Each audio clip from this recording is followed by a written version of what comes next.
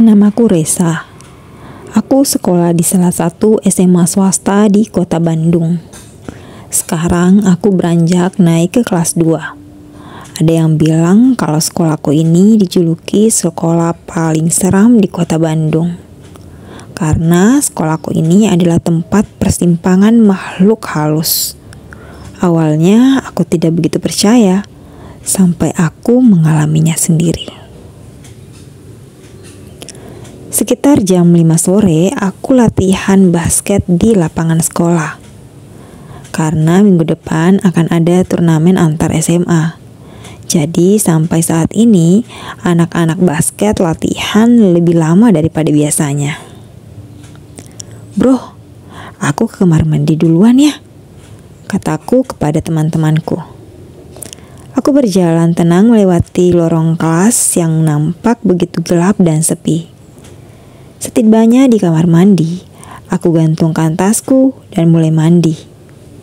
Beberapa saat ketika aku mandi, tiba-tiba saja lampu kamar mandinya mati.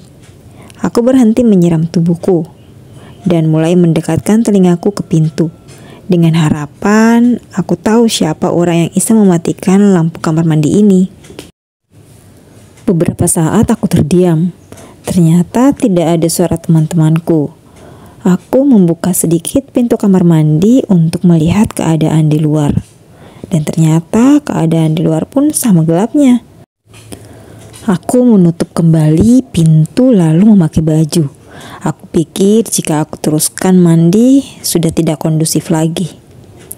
Ketika aku sudah memakai bajuku, aku menggeserkan tubuhku sedikit ke kanan.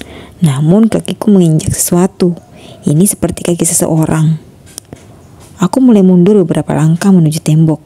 Dan di dalam kegelapan itu aku seperti merasakan ada seseorang bersamaku. Aku segera mengambil tas yang kugantungkan di belakang pintu. Namun karena panik aku pun terjatuh. Aku mulai membukukan badanku meraba-raba kembali tasku. Tiba-tiba aku mendengar suara yang sedang bernafas. Jelas sekali itu bukan suara nafasku. Hembusan nafas itu sangat kuat. Dan badanku mulai merinding. Keringat dingin mulai bercucuran di keningku. Aku ingin segera keluar dari sini. Aku mencari gagang pintu yang ada di sisi kiriku. Namun, pintu kamar mandinya susah terbuka. Dan dari arah belakangku, angin dingin berhembus. Seperti meniupi pundakku. Suara hembusan nafas ini membuatku sangat takut.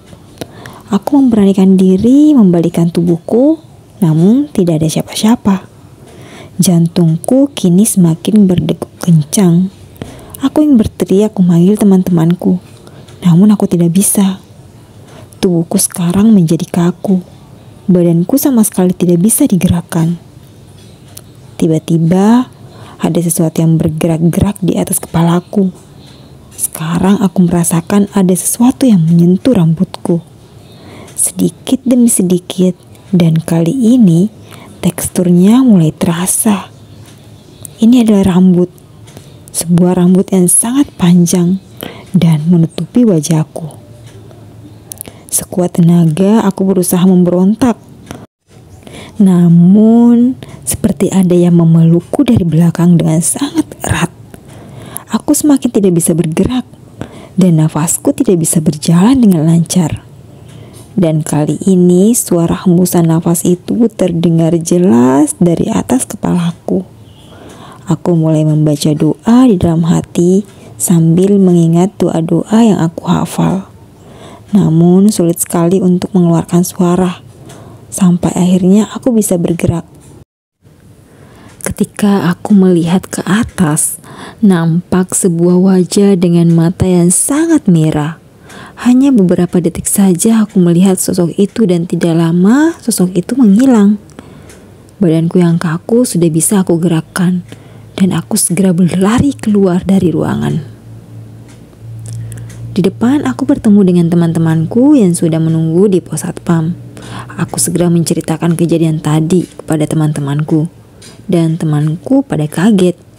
Lalu ceritaku ditanggapi oleh seorang satpam yang mengatakan bahwa aku memang salah.